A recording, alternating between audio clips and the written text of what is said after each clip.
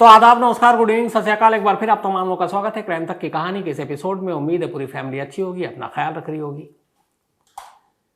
बहुत सारे ऐसे कम केस होते हैं जिससे हम लोग कानूनी भाषा में या फिर पुलिसिया बातचीत में जो बात करते हैं तो ये होता है कि बहुत ही ओपन एंड शट केस, मतलब बिल्कुल आसान केस, ईजी केस, जिसमें कोई इन्वेस्टिगेशन की ज़रूरत नहीं, कोई मेहनत करने की ज़रूरत नहीं, सब कुछ तो खुला हुआ है। एक कातिल है, वो कह रहा है मैंने कत्ल किया, कह रहा है मैंने लाश को फेंक दिया टुकड़ों में। अब उसका इकरार जुर्म है, उसने एक्सेप्ट कर लिया है। केस में बचा क्या? आराम से कोर्ट में जाएंगे, दलील पेश करेंगे, सबूत देंगे और उसको मैक्सिमम सज़ा।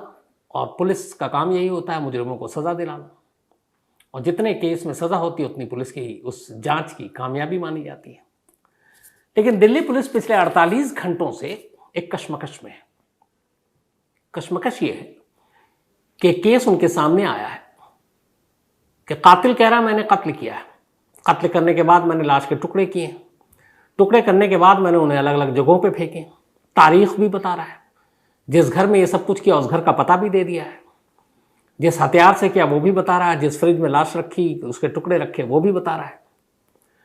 पुलिस को उसको टॉर्चर करने या पूछताछ के लिए मारने पीटने की भी जरूरत नहीं पड़ रही, बिल्कुल तोते की तरह बोल रहा है, हर सवाल का जवाब दे रहा है। लेकिन जिस कॉन्फिडेंस से और जिस तसल्ली से वो सारे सवालों के जवाब दे रहा है, वहीं से पुलिस की परेशानी शुरू होती है। परेशानी ये, पुलिस वाले जब किसी को पूछताछ के दौरान अक्सर सुना हो अपने पुलिसिया अंदाज में टॉर्चर करते हैं तो मारते पीटते हैं, क्योंकि सामने वाला सवाल का जवाब नहीं दे रहा है। लेकिन जब जवाब दे रहा है और सब कुछ बता रहा है तो फिर मारने का उनके पास कोई बहाना भी नहीं होता है, और यहीं पुलिस परेशान है। मैं बात कर रहा हूं आफताब की, उसी आफताब की जिसने हैवानियत और दरिंदगी की इंतहा पार कर दी। जिस लड़की से कभी उसने प्यार करने का दावा किया, अब पता नहीं वो उससे प्यार करता था, क्योंकि लगता तो है नहीं, और रूह या उसकी आत्मा से प्यार करता था वैसे दिखता नहीं है, तो चले मान लें वो उसके जिस्म से ही प्यार करता था। लेकिन अगर उसी जिस्म से प्यार करता था फिर उस जिस्म के ही 30-35 टुकड़े कोई कैसे कर सकता है? इसीलिए मैं इसको दरिंदगी और हैवानियत की इंतहा बता रहा हूं। पिछले 48 घंटे से आफताब दिल्ली पुलिस की कस्टडी में है। दिल्ली पुलिस की एक टीम लगातार उससे पूछताछ कर रही है। हमारी पूरी टीम भी जो है, चाहे अरविंद ओझा हो, हिमांशु मिश्रा हो, सब लगे हुए हैं, और जो इंट्रोगेशन चल रहा है वो पूछताछ, सारी बातें भी हुई हैं। तो कुछ इंपॉर्टेंट सवाल जो पुलिस ने पूछे आफताब से, उसके जवाब में उसने क्या कुछ कहा वो आज आपको मैं इन डेप्थ बताऊंगा। दूसरा, 18 मई को उसने कत्ल किया और 5 जून तक, बल्कि उसने कहा है कि एग्जैक्ट उसे याद नहीं है, लेकिन कहता है रफली मैंने 20 दिनों तक ये सारे सबूत मिटाए। तो उन 20 दिनों में उसने क्या किया, उसका रूटीन क्या था, वो कहाँ आता जाता, क्या खाता पीता, कब सोता कब उठता, इन सारी चीज़ों के बारे में उसने पुलिस को जवाब दिया, और वो भी मैं आपको इस कहानी में बताऊंगा। साथ ही जो शुरुआत में कहा कि एक ओपन एंड शट केस, लेकिन पुलिस के लिए कैसे परेशानी की वजह है ये भी आपको बताऊंगा। और इस परेशानी की तस्वीरें भी आज कुछ देखने को मिली। दिल्ली पुलिस की टीम जहां जहां आफताब कह रहा है कि हमने ये लाश फेंकी, हालांकि ये कह रहा है कि मुझे बहुत सही तरीके से याद नहीं है इलाका, लेकिन वो बताता है छतरपुर और मेहरौली, बट ये भी कहता रात का वक्त था, कई बार मुझे सही स्पॉट नहीं याद है। तो लेकर जा रही है पुलिस वहां पर, जंगल जंगल खाक मान रही है सबूत ढूंढने के लिए, और ये सबूत क्यों जरूरी है ये भी आपको बताऊंगा। सबसे पहले उन 20 दिनों की कहानी और अब तक आफताब ने क्या कुछ पुलिस को बताया। ये आफताब और दिल्ली पुलिस के बीच के जो सवाल जवाब हैं, बहुत सारे सवाल हैं। अब उस सारे सवालों को तो आपके सामने रखूंगा तो बहुत वक्त लगेगा, लेकिन जिसको आपको जानना जरूरी है मैं उन्हीं सवालों को शॉर्टलिस्ट करके लाया हूं ताकि आपको बता सकूं। जो पहला सवाल था आफताब से, बेसिक, वो ये था कि तुमने श्रद्धा को कब मारा, उसका कत्ल कब किया। आफताब को याद है, उसने कहा 18 मई, और याद इसलिए भी कि उसने कहा उस दिन वेडनेसडे था, बुधवार। मैंने भी कैलेंडर चेक किया और 18 मई 2022 को बुधवार ही था। तो उसने कहा कि मैंने 18 मई बुधवार, बोला रात का वक्त था, एग्जैक्ट टाइम नहीं पता, लेकिन सूरज डूब चुका था और हम लोगों ने अभी खाना नहीं खाया था, और इसी बीच में किसी बात से झगड़ा शुरू हुआ। फिर शुरू होते ही बात आ गई वही पुरानी शादी और उसको लेकर, और फिर बात बढ़ता गया। मैंने उसको धक्का मारा, फिर श्रद्धा ने भी मुझे धक्का मारा, दोनों में हाथापाई हुई और मुझे बहुत तेज गुस्सा आया। फिर हाथ पैर पकड़ते पकड़ते श्रद्धा नीचे गिर गई ज़मीन पर। फिर उसने कहा कि मैं उसकी छाती पर, उसके सीने पर बैठ गया और बैठने के बाद जोर से दोनों हाथों से उसके गले को पकड़ लिया और पकड़कर दबाता रहा गला। वो छटपटाती रही। थोड़ी देर के बाद उसके हाथ और पैर ढीले हो गए। तब मुझे लगा पहले कि शायद वो बेहोश हुई है। फिर देखा तो अब उसकी सांसें बंद थी, नब्ज नहीं चल रहा था। तो मुझे यकीन हो गया कि वो मर गई है। लेकिन मुझे कोई अफसोस नहीं था। ये उसका बयान है। उसने कहा ये सब कुछ हुआ गुस्से में था। मैंने इससे पहले 18 मई बुधवार की शाम तक भी नहीं सोचा था कि मैं श्रद्धा को मारूंगा या उसका कत्ल करूंगा। ये दिमाग में नहीं था। लेकिन उस दिन ऐसी सारी बातें हुई, गुस्सा आया और फिर मैंने उसका कत्ल कर दिया। तो अभी तक जो कुछ हुआ सडनली हुआ, अचानक हुआ, कोई प्लानिंग नहीं। इसके सबूत भी मिले, पुलिस को मिले कि हाँ ये प्री प्लान नहीं था। वो आगे बताऊंगा। अब ये हुआ कि कत्ल तो हो गया, अब क्या करें। हर कातिल यही सोचता है जब अचानक कोई कत्ल करता है बिना किसी प्लान के। तो उसने कहा अब कत्ल हो गया। अब उसे डर लगा कि पकड़ा जाऊंगा, क्या होगा। बट उसने बताया कि जिस घर में छतरपुर में वो रहता था, उस घर के अंदर अमूमन उसके कुछ इक्का दुक्का दोस्त के अलावा और कोई नहीं आया करता था। और वो दोस्त भी तभी आते थे जब फ़ोन पे पहले से बातचीत होती और उन्हें पता होता कि हम घर में हैं, तभी आते। तो इस बात से वो बेफिक्र था कि कोई दोस्त आएगा घर में। दूसरा, उसने बताया कि श्रद्धा के घर वाले ऑलरेडी श्रद्धा से अलग थे। श्रद्धा भी उन्हें छोड़ चुकी थी। उनसे मोबाइल पे बातचीत भी नहीं करती थी 2020 के बाद से ही। तो उनको श्रद्धा का परिवार को ढूंढते हुए यहाँ तक आएगा, उसे इस बात का भी यकीन नहीं था, क्योंकि 2 साल हो गए। इन 2 सालों में कभी कोई टच में रही नहीं, तो अब क्या पूछेंगे। तो उसे इस बात का यकीन था। अपने घर वालों के बारे में उसे ये यकीन था कि उन्हें भी पता है कि मैं कहाँ हूँ, क्या कर रहा हूँ। तो कोई अचानक यहाँ आएगा नहीं, किसी को फिक्र नहीं है। तो इन सब चीज़ों से बेफिक्र था। लेकिन यह था कि पड़ोसी जहाँ पर मैं रह रहा हूँ, पड़ोस में बहुत सारे घर हैं, तो यहाँ किसी को पता ना चले। और सबसे बड़ा उसको टेंशन ये था कि इस लाश को जल्द से जल्द घर से निकालना है, क्योंकि अगर नहीं निकाला तो फिर गर्मी का महीना है, मई, और लाश से फिर बू आने लगेगी, बदबू। तो आस पड़ोस के लोगों को पता चल जाएगा। उसने बहुत सारे सीरियल, बहुत सारी कहानियाँ, क्राइम स्टोरीज पढ़ी हुई हैं, सुनी हुई हैं। तो उसे ये पता है कि लाश ज़्यादा दिन तक रहेगी तो बदबू आएगी। अब ये पूरी चीज़ सोचता रहा और फिर रात को उसने बताया कि मैंने श्रद्धा की लाश को, कत्ल जो हुआ था वो रूम में हुआ था जिसमें ये सोते हैं। बोला फिर घसीट कर बाथरूम ले गया। बाथरूम में ले जाकर लाश को मैंने ज़मीन पर ही छोड़ा, दरवाज़ा बंद किया, वापस बिस्तर पर आया और अब सोचने लगा कि मुझे आगे क्या करना है, क्योंकि उसने सब कुछ अचानक किया। आदमी जब प्लान करके कुछ चीज़ करता है तो फिर बहुत सारी तैयारियां करता है। यहाँ अचानक हो गया, अब तैयारी इसके बाद करनी है। उसने कहा कि फिर वो सोचता रहा, फिर उसे भूख लगी, फिर उसने खाना ऑर्डर किया, फिर खाना खाया और तसल्ली से सो गया। सुबह होते होते उसने तय कर लिया था कि उसे आगे क्या करना है। सुबह आराम से ही उठा, इसने कपड़े वपड़े बदले। इसने कहा कि उस दिन मैं नहाया नहीं था क्योंकि बाथरूम में लाश पड़ी थी। ये सब बदलने के बाद इसने पैसे रखे जेब में और घर से बाहर निकल गया। इसे ये पता था कि एक फ्रिज के किस साइज में एक लाश और इसकी जो कद काठी है श्रद्धा की, उसके हिसाब से फिट होगा। तो वहीं लोकल मार्केट से इसने एक 300 लीटर वाली एक फ्रिज खरीदी। फ्रिज खरीदने के बाद वो वहीं एक और फ्रिज वाले को उसने पैसे दे दिए, घर का एड्रेस दे दिया। उसने बता दिया कि इतने देर में हम पहुंचा देंगे रिक्शे पे। उससे पहले इसे घर भी पहुंचना है क्योंकि घर पे ताला लगा हुआ है। फिर एक दूसरी दुकान में जाता, वहां से एक आरी खरीदता है। आरी खरीदने के बाद एक दुकान से पॉलीथीन खरीदता है काले रंग की, जो आमतौर पर डस्टबिन में यूज किया जाता है और कूड़ा करकट के लिए। आरी और पॉलीथीन खरीदने के बाद अब ये घर लौट आता है। इसके बाद अब पता है थोड़ी देर के बाद फ्रिज वाला आएगा, क्योंकि टाइम दे रखा है दोपहर का। कुछ देर के बाद फ्रिज वाला आ जाता है। अब फ्रिज में फिटिंग विटिंग की तो कोई ज़रूरत होती नहीं है अमूमन। इसने कहा मुझे सब पता है, क्योंकि ये घर के अंदर अनजान लोगों कोई एंट्री भी नहीं चाहता था कि कहीं कोई कहे वॉशरूम यूज़ करना है, अंदर तो लाश पड़ी है।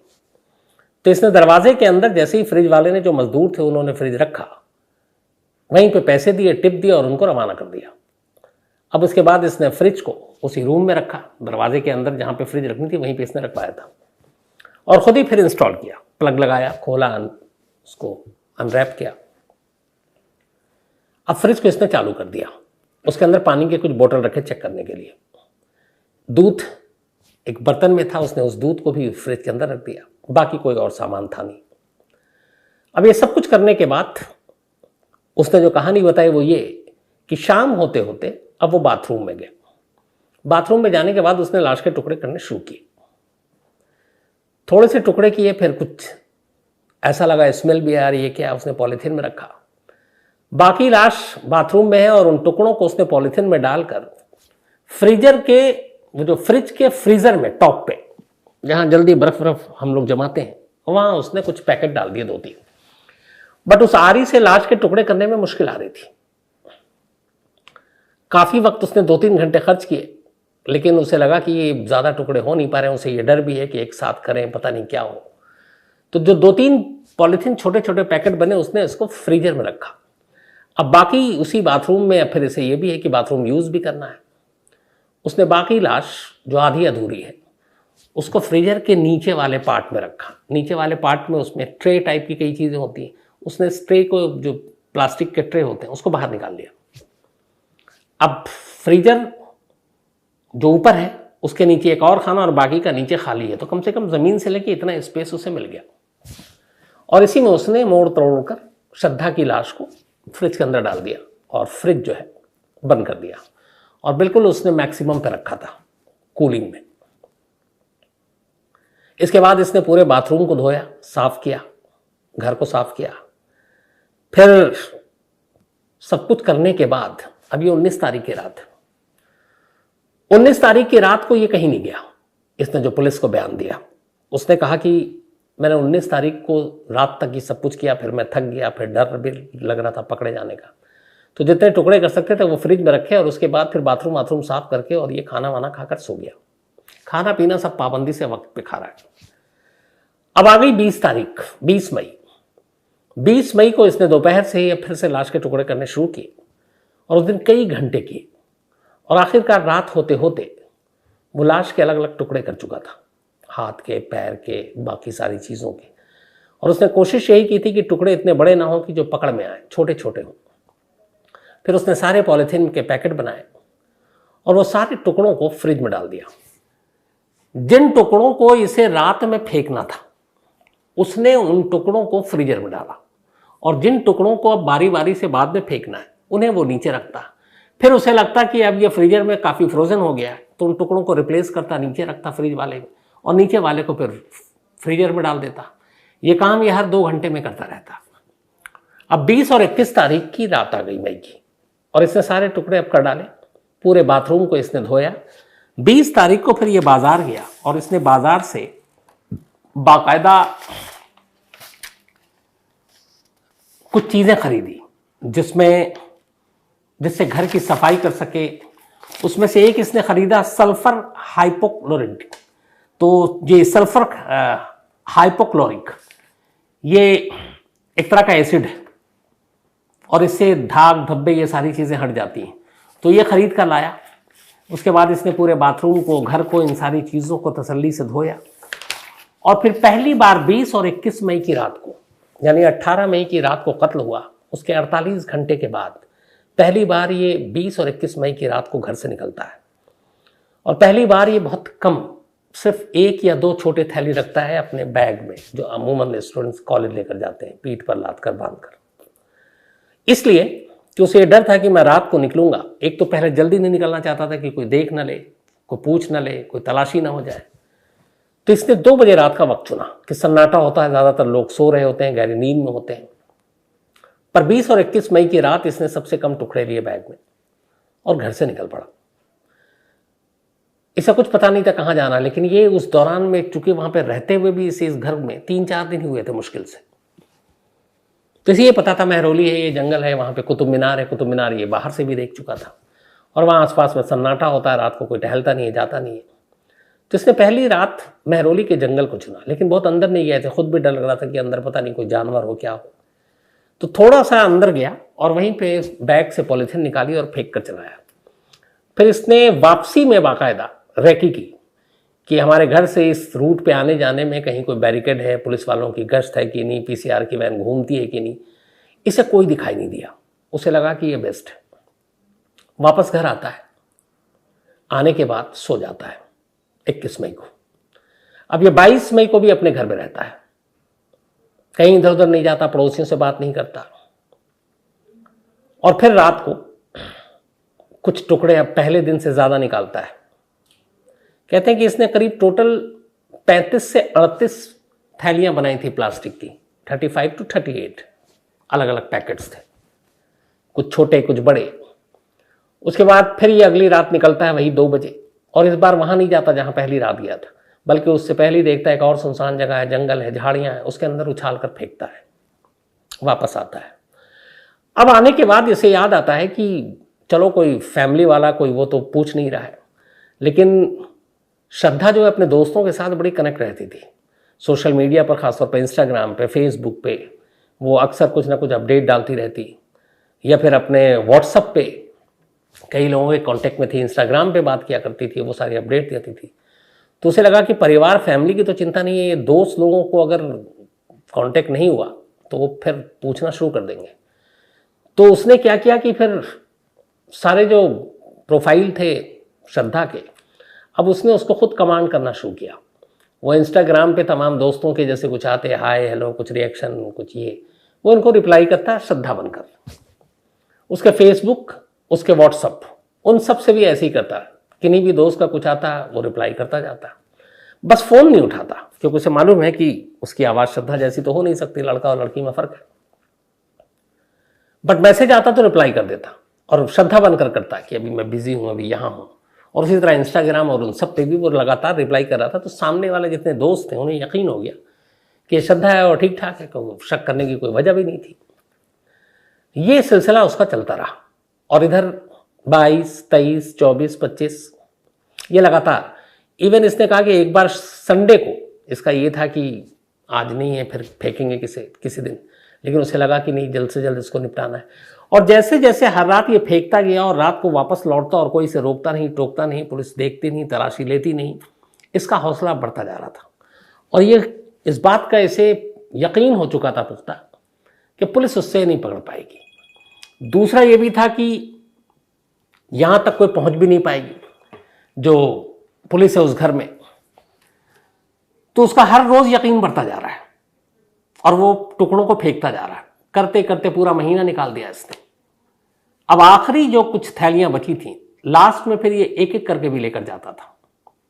इधर इस बीच में घर में पूरा ख्याल रख रहा था कि हर जो लास्ट के टुकड़े फ्रिज में है, जो फ्रीजर के अंदर कब किसको निकालना है, कब ऊपर डालना है, कब, वो रिप्लेस लगातार कर रहा था। जो फ्रीजर के अंदर नहीं थे उनको फ्रीजर में डालता, जो नीचे होते फिर उनको रिप्लेस करता, ताकि वो सब एक टेम्परेचर पे एक जैसे हों, जम जाए। आमतौर पे फ्रीजर में हम कोई चीज़ रखते हैं तो उसी तरह से हो जाता है। तो इन चीज़ों का भी ख्याल, उससे एक ये है कि स्मेल भी नहीं आएगी। दूसरा, अगरबत्ती ले आया, रूम फ्रेशनर ले आया, एसिड लेकर आया जो सारी चीज़ें साफ करता, और ये हर रोज़ करता, पाबंदी से करता, लेकिन घर बंद करके, ताकि किसी को ये भी शक ना हो कि हर रोज़ सफाई क्यों कर रहा है। बट वहाँ किसी को मतलब भी नहीं था। ये इतने दिन रहा और ये 20 दिनों तक ये सब कुछ करता रहा। किसी एक पड़ोसी ने भी कभी उसके दरवाजे की घंटी नहीं बजाई, क्योंकि अनजान कुछ दिन पहले ही आया था, कोई किसी से जानता नहीं। और वैसे भी बड़े शहरों में हमारा पड़ोसी कौन है, क्या करता है, कब आता है, क्या जाता है, शायद किसी को नहीं पता। तो इसके लिए ये काम बड़ा आसान हो गया। शायद इसको पुख्ता याद नहीं है, लेकिन इसका कहना है कि वो 4 या 5 जून या 6 जून की तारीख थी जब उसने आखिरी किश्त, आखिरी थैली उठाई, उसी तरह बैग में रखा और फेंक कर आया। उसने कहा जब आखिरी उसने फेंक दिया, उसके बाद उसे लगा कि अब उसे कोई नहीं पकड़ पाएगा। फिर उसे बार बार वो ये भी देख रहा था, न्यूज़पेपर देख रहा था, न्यूज़ चैनल देख रहा था, कि कहीं मोबाइल पे चैनल देखा करता था कि कहीं दिल्ली में किसी लाश के टुकड़े मिलने की कोई खबर तो नहीं आई है, कहीं कोई खबर तो नहीं छपी है। तो हर रोज़ देखता कि इसकी कोई खबर नहीं है, कहीं से कोई नहीं है, तो और ज़्यादा कॉन्फिडेंट होता गया कि किसी को पता ही नहीं है। फिर उसे लगा उसने सही जगह सारी चीज़ें फेंकी। जंगल में जानवर भी होते हैं, गर्मी का महीना, तेज़ गर्मी, उमस, तो ऐसे में बॉडी सलामत भी नहीं रह सकती। तो इसने सारी चीज़ें ये 20 से 22 दिन के अंदर, 20 दिन में बल्कि इसने कर दी, पूरा घर साफ कर दिया। 5, 6 या 7 जून के बीच में फिर इसने अपने पूरे घर को फिर से लगातार ये सफाई कर रहा था। फिर से इसने वही सल्फरपोलिक एसिड डाला, फिनाइल डाला, अगरबत्ती जलाई, रूम फ्रेशनर डाला। फिर इसके बाद उसने पूरे, जब आखिरी किस्त निकल गई उस फ्रिज को बंद करके स्विच बाहर निकाल कर प्लग, और तसल्ली से उस फ्रिज को धोया बाकायदा उस सल्फर एसिड के साथ, क्योंकि उसके दिमाग में इस दौरान में वो सारी चीज़ रिसर्च भी कर रहा था। उसे ये भी पता था कि इन्वेस्टिगेशन क्या होती है, फॉरेंसिक जांच क्या होती है, कैसे सैंपल लिए जाते हैं, नमूने कहाँ कहाँ से कलेक्ट किए जाते हैं, ये सारी स्टडी उसने कर रखी थी। इसीलिए उसने दीवार, फर्श, जिस बेड पे वो सोता था, उन चादरों को, अपने कपड़ों को, इन सबको बार बार धोया। जहां जहां पे उसे लगा कि एसिड से धोना वो धोया। फ्रिज की इसने कई बार धुलाई कर डाली बाकायदा इन सारी चीजों से, केमिकल से, ताकि एक बूंद भी नमूना कभी फॉरेंसिक जांच को ये पता चले तो ना मिले। और उसे एक चीज पता थी कि आज न कल जब कभी तो श्रद्धा को कोई ढूंढने आएगा, तो अगर इस घर तक उनकी पहुंच हुई तो फिर इस घर में भी जांच होगी और फॉरेंसिक टीम भी आएगी। तो इसीलिए मुझे हर कोने से हर एक छोटे से छोटे सबूत को भी मिटाना है, ये उसकी सोच थी। और इसीलिए वो लगातार धुलाई सफाई कर रहा था। सब कुछ 20-22 दिन में खत्म हो गया।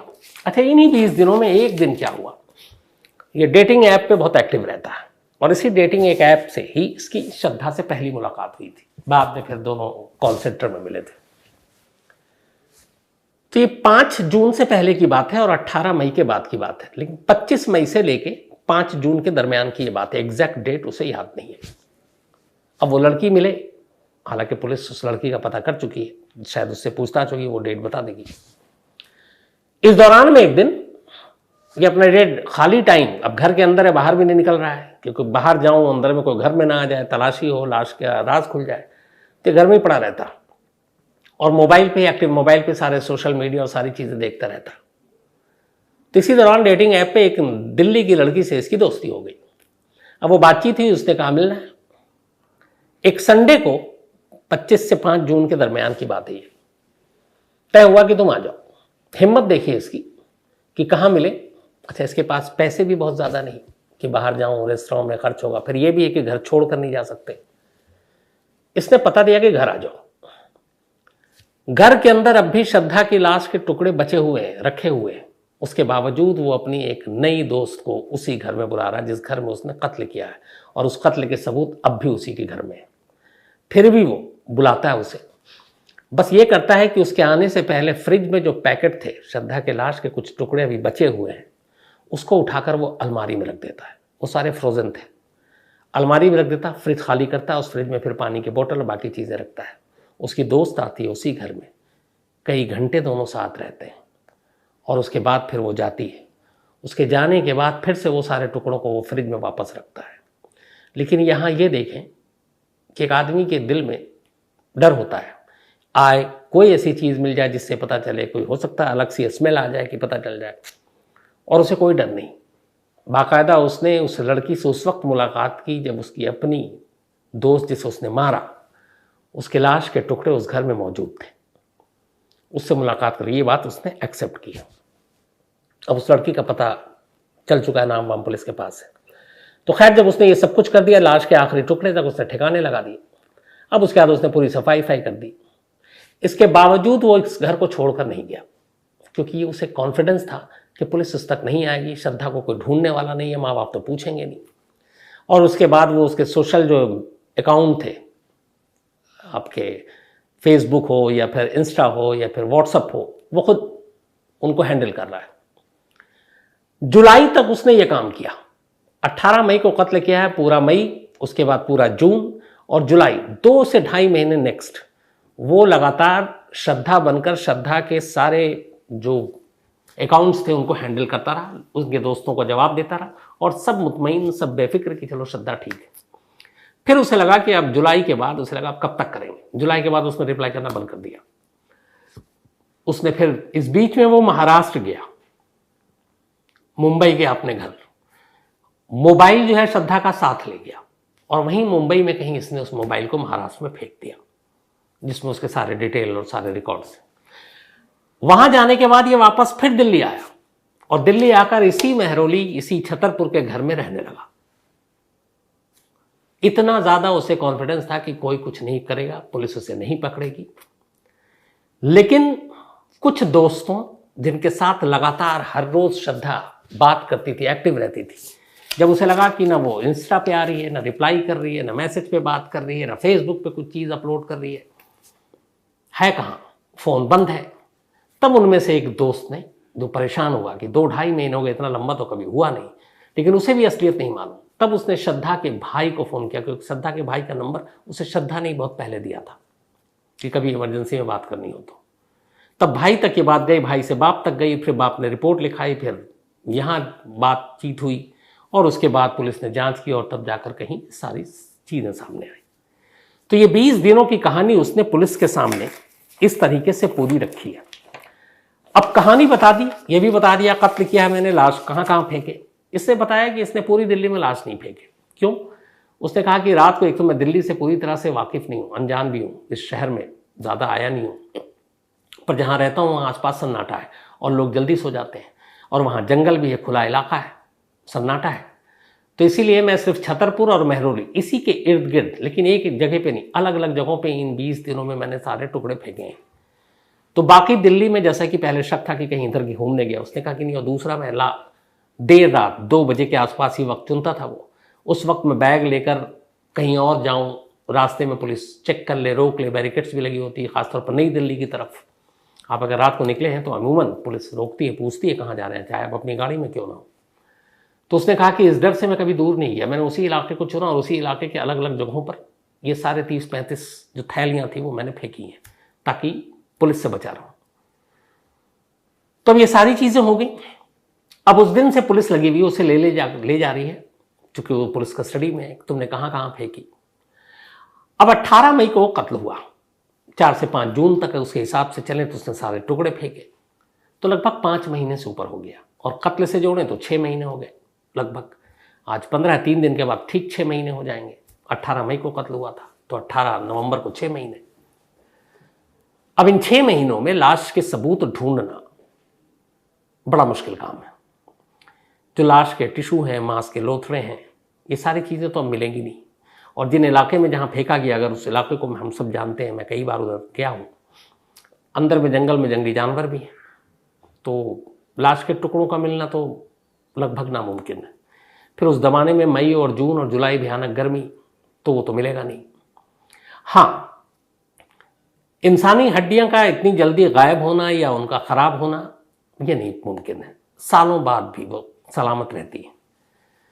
तो अब सवाल ये है कि अभी तक पुलिस ने उन जंगलों से कुछ हड्डियां बरामद की, लेकिन आज खुद दिल्ली पुलिस के एक अफसर ने बताया कि अभी हम पुख्ता तौर पर यह नहीं कह सकते कि हड्डी श्रद्धा की है या फिर वाकई किसी इंसान की है भी कि नहीं है, ये जानवर की है।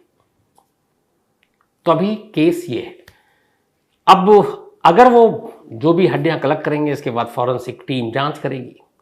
अगर उस जांच से कोई ऐसा एक सबूत मिल जाए, कोई भी लाश का टुकड़ा मिल जाए, तो फिर श्रद्धा के घर वालों के डीएनए के साथ उसका मिलान करके ये पता किया जा सकता है कि ये श्रद्धा की लाश है। लेकिन आज की तारीख में, इस वक्त मैं अगर आपको बताऊं खुद दिल्ली पुलिस के एक अफसर की ही बात, तो उनका ये कहना है कि फिलहाल तो स्टेज ये है कि आप ये छोड़ दीजिए आफ्ताब के बयान को, जो उसने जुर्म कबूल किया है। अभी हमारे पास एक ऐसा सबूत नहीं है जिससे हम ये ठोक के कह सकें, दावा कर सकें कि श्रद्धा का कत्ल हो चुका है, क्योंकि अदालत सबूत मानती है। और ऐसे बहुत सारे पुराने केस हैं जिसमें कहा जाता है कि भैया जिसके ऊपर कत्ल का इल्ज़ाम है पहले लाश तो लाओ। तो अभी तक पुलिस इसीलिए बहुत मेहनत से एड़ी चोटी का जोर लगाकर उस पूरे इलाके को, उस पूरे कई किलोमीटर के रेडियस में जहाँ जहाँ वो बता रहा है वो छान रही है। बाकायदा पुलिस की टीम जो है, फोर्स है, वो सब लगी हुई है, डॉग स्क्वाड है वो लगे हुए हैं, जो एक्सपर्ट्स हैं वो लगे हुए हैं। घर पे कई बार फॉरेंसिक टीम जांच कर रही है कि किसी एक कोने से भी कुछ एक ऐसी चीज़ मिल जाए ताकि इस्टेब्लिश हो सके कि श्रद्धा का कत्ल इसी घर में हुआ है, कोई ऐसी चीज़। तो मुश्किल है। 6 महीने पुरानी लाश के टुकड़े और टुकड़ों का 6 महीने बाद यूँ ढूंढा जाना और उसका बरामद होना, ये बड़ा टेढ़ा काम है। लेकिन अगर एक भी ऐसा टुकड़ा मिल गया, एक भी मान लीजिए हड्डी का टुकड़ा मिल गया और वो डीएनए से मैच कर गया, डीएनए श्रद्धा के परिवार वालों के साथ, तो कम से कम दुनिया की कोई अदालत ये झुठला नहीं सकती कि वो लाश किसकी है। और एक बार ये साबित हो गया कि लाश किसकी है, तो फिर कातिल कौन है इसको सुलझाना या इस मुकदमे को अदालत में पुख्ता तौर पर रखना, ये दिल्ली पुलिस के लिए कोई मुश्किल काम नहीं होगा। लेकिन पहले ज़रूरी ये है कि मकतूल कौन है, श्रद्धा ही है, और ये जो सबूत है वो उसे पुलिस को हासिल करना है। और उसके बाद ही आफ्ताब के फिर गले में फंदा आप लगा सकते हैं। तो पुलिस अपनी तरफ से पूरी कोशिश कर रही है और दुआ यही है कि कोई ना कोई ऐसा सबूत ज़रूर मिले, क्योंकि ऐसे कातिलों का इस तरीके से छूटना या बाहर आना ये किसी भी समाज, देश, शहर के लिए कम से कम ठीक नहीं है। हमारे आसपास, हमारे इर्द गिर्द ऐसे लोग घूमें जो पता नहीं किस तरह का दिमाग और वो सोच रखते हैं कि एक अपने ही जैसे इंसान के टुकड़े करते हुए, पता नहीं मतलब क्या सोच होती उस वक्त, बोलने से भी मतलब अजीब लग रहा है। तो ऐसे लोगों के लिए सिर्फ एक ही सज़ा है, मुझे लगता है ऐसे लोगों के लिए सज़ा ये है कि इन्हें इंसानों की, इस बिरादरी इंसानों की इस भीड़ से बिल्कुल निकाल कर और फ़ौरन जो सबसे मैक्सिमम पनिशमेंट है, यानी सज़ाए मौत, वो देनी चाहिए। तो इस केस पे हमारी नज़र बनी रहेगी, जो भी अपडेट्स होंगे हम आपको देते रहेंगे। बहुत सारे लोगों ने कहा था कि 18-20 दिन तक कोई कैसे कर सकता है। एक ने कहा कि दिल्ली पुलिस ने क्या किया था। मैंने कल ही कहानी में आपको ये बात कही भी थी कि ये एक चीज़ है कि एक शख्स अगर 20 दिनों तक बेखौफ कंधे पर बैग में इंसानी लाश के टुकड़े लेकर शहर में घूम रहा हो, चाहे एक ही इलाके में, और बार बार जा रहा हो, तो इसका मतलब है उसे भी पता है कि मैं जाऊंगा और फेंक कर आऊँगा और मुझे कोई पकड़ने वाला नहीं है। तो किसी भी देश के लिए एक चीज़ ज़रूरी होती है, पुलिस हर वक्त उनकी प्रेजेंस नहीं होती है। अब 90,000 पुलिस वाले हैं दिल्ली में और 2 करोड़ की आबादी, इस हिसाब से सोचिए कि हर आदमी पे कितने पुलिस वाले, मतलब हर 10,000 पे शायद या 20,000 पे एक पड़ेगा रेशो। तो पुलिस का काम भी नहीं है हर घर की निगरानी करना, पहरा देना, लेकिन पुलिस का काम यह है कि उनका खौफ, किसी भी शहर की अच्छी पुलिस वो कहलाती है जो बेशक सड़क पर नजर ना आए, लेकिन क्रिमिनल के मन में खौफ ऐसा हो कि मैं चाहे कहीं भी जुर्म करूं, कितना छुप कर करूं, एक ना एक रोज ये पकड़ लेगी। तो जब पुलिस और कानून का खौफ होता है ना, तो फिर मुजरिम भी जुर्म करने से घबराता है। लेकिन जब वो खौफ निकल जाता है तो फिर बड़े से बड़ा और संगीन से संगीन जुर्म भी मुजरिम कर जाता है। खैर, दुआ मेरी यही है कि इस केस को पुलिस सही जांच करे इसकी, और जो मुजरिम है आफ्ताब, उसे कड़ी से कड़ी सजा दिलाए। तो कहानी में इतना ही, लेकिन कहानी खत्म करूं उससे पहले वही अपना आज का सिलसिला। आज तो Amit Gaikwad, thank you so much आपके इस लंबे लेकिन प्यार भरे मेल के लिए, एंड हैप्पी बर्थडे अमित, आप हमेशा अच्छे रहें। साथ ही दिनेश काकर, इनका भी आज जन्मदिन है, बाड़मेर से हैं ये, हैप्पी बर्थडे दिनेश। इसके अलावा हैप्पी बर्थडे नागेश्वर प्रसाद साहू जी, साथ ही हैप्पी बर्थडे पिंटू सिंह जी, और ये अर्जुन साहब के बेटे हैं। इसके अलावा जानवी राज का भी आज जन्मदिन है, तो हैप्पी बर्थडे जानवी जी, और ये रवि राज की पत्नी है। साथ ही राजीव, इनका भी आज जन्मदिन है, तो हैप्पी बर्थडे राजीव जी। और निक्की जी ने भेजा, उनके ये हस्बैंड है। संजीता आर्याल, इनका भी आज बर्थडे है, तो हैप्पी बर्थडे संजीता जी। और ये प्रज्वल चिमीरे की वाइफ है। इसके अलावा आरुषि शर्मा, इनका भी आज बर्थडे है, तो हैप्पी बर्थडे आरुषि। और सुब्रत पटेल ने भेजा है। साथ ही दीपक कुमार का भी आज जन्मदिन है, तो हैप्पी बर्थडे दीपक। और ये सियोन प्रेम नागर, मुंबई से इन्होंने भेजा है, सियोन प्रेम नगर से, मुंबई में बल्कि ये रहते हैं, दीपक कुमार। साथ ही वसुंधरा एलियस बेबी, इनका भी आज जन्मदिन है, तो हैप्पी बर्थडे वसुंधरा। और स्वर्ण ने भेजा, उनकी बहन है। सुनील शर्मा का भी आज जन्मदिन है, तो हैप्पी बर्थडे सुनील। इसके अलावा अमित ओझा, हैप्पी बर्थडे अमित ओझा साहब। आशीष प्रताप सिंह जी ने भेजा है। दीपक चिल्ला, इनका भी आज जन्मदिन है, तो हैप्पी बर्थडे दीपक। और मयूरेश ब्राह्मणे ने भेजा है। साथ ही स्वाला पेगू तो, इनका भी आज जन्मदिन है, तो हैप्पी बर्थडे स्वाला जी। और ये वाइफ हैं देवाजीत तो की। इसके अलावा वंदना परमार जी, हैप्पी बर्थडे आपको। और अंकित परमार जी ने भेजा, उनकी धर्मपत्नी है ये। विनोद वैष्णव का भी आज जन्मदिन है, तो हैप्पी बर्थडे विनोद साहब। और राज बन्ना ने भेजा है। इसके अलावा अशोक बिश्नोई जी, थैंक यू सो मच इस मेल के लिए, और आपके जन्मदिन के लिए बहुत बहुत आपको बधाई, मुबारक, हैप्पी बर्थडे। अंजलि और अंकुश विधान, इनकी एनिवर्सरी है आज, तो आप दोनों को बहुत बहुत मुबारक, हरियाणा से हैं ये। साथ ही जॉयसन गॉडबोले, श्रद्धा के इन्होंने एक मेल लिखा है। जॉयसन गॉडबोले ये क्राइम तक फैमिली मेंबर है, उन्होंने मेल लिखा कि ये श्रद्धा के स्कूलमेट थे। तो जॉयसन गॉडबोले साहब, अगर श्रद्धा के बारे में और कोई अच्छी इन्फॉर्मेशन हो आपके पास जो हम शेयर कर सकें अपनी क्राइम तक पूरी फैमिली के साथ, तो आप मुझे ज़रूर मेल कीजिएगा, कल मैं कोशिश करूंगा उसको शामिल करूं। इसके अलावा नरपत माली, इन्होंने सवाल किया कि जब वो साथ ही रह रहा था आफ्ताब श्रद्धा के, तो फिर शादी क्यों नहीं करना चाहता था। तो नरपत जी, यही कहूंगा कि जो शख्स जिससे प्यार करने का दावा करता था, उसका कत्ल करने के बाद उसके लाश के टुकड़े घर में रखकर एक दूसरी लड़की के साथ फिर दोस्ती करता और उसे बुलाता उसी घर में। तो इसी में सवाल में आपका जवाब छुपा हुआ है कि शायद वो किसी एक से शादी करना ही नहीं चाहता था। दीपक गौर, इन्होंने पुलिस वाली बात की जो मैं ऑलरेडी कहानी में बता चुका हूं आपको। Pradeep Katwe, thank you so much आपके मेल के लिए। अविनाश रुबट, इन्होंने कहा कि देहरादून में भी एक ऐसे ही मर्डर हुआ था जिसमें एक पत्नी ने अपनी पत्नी को 50, 60, 70 टुकड़े कर दिए थे। आपने बिल्कुल सही कहा, लेकिन ये कहानी मैं ऑलरेडी अविनाश जी सुना चुका हूँ। क्राइम तक की कहानी की लिस्ट में आपको मिल जाएगी। वो सॉफ्टवेयर इंजीनियर था हस्बैंड जिसने मारा था, अभी जेल में है। साथ ही Praful Lal ji, thank you so much. विकास बांगुर, अमित शर्मा मुंबई से हैं, ज़रूर आपसे मुलाकात होगी अमित भाई। इसके अलावा मंजय लाल आर्या जी, ये खंडवा में ट्रेन मैनेजर हैं, उन्होंने मेल लिखा उस कहानी के बाद। Thank you so much Manjay Lal ji, और आपसे कभी मुलाकात ज़रूर होगी। Usman Ansari, thank you so much. Santram Meena ji, इन्होंने एक बड़ा इमोशनल मेल लिखा कि इनके एक दोस्त हैं टीकम मीना, बीच में कुछ परेशानियां चल रही थी, फिर उन्होंने अपने आप को संभाला, हौसला मिला। जाहिर सी बात है संतराम मीना जी का भी उसमें रोल है। फिर उन्होंने कहानियाँ सुननी शुरू की, उसके बाद इनकी ज़िंदगी पटरी पर आई, और पटरी पर आने के बाद अब ये अच्छा खासा इस्टेब्लिश हो गए हैं ज़िंदगी में। और अब बहुत बहुत बधाई टीकम मीना जी। और इंसान अगर कुछ भी दिल से चाहे तो वो हासिल कर सकता है, पा सकता है, ये मैं जानता हूँ। लेकिन आपके साथ ऐसे संतराम जैसे दोस्त हैं तो आपकी दोस्ती भी सलामत रहे। और दिल छू लिया आपने, चलिए शुक्रिया। कभी मौका मिला तो ज़रूर। लेकिन संतराम मीना ने लिखा है कि अब टीकम मीना जी जो है वो उन्हें और मुझे, हम दोनों को कहीं विदेश भेजना चाहते हैं, तो एयर टिकट अपनी तरफ से देंगे। चलिए कभी जाना हुआ तो ज़रूर आपसे बात करूँगा। थैंक यू लेकिन इस प्यार के लिए।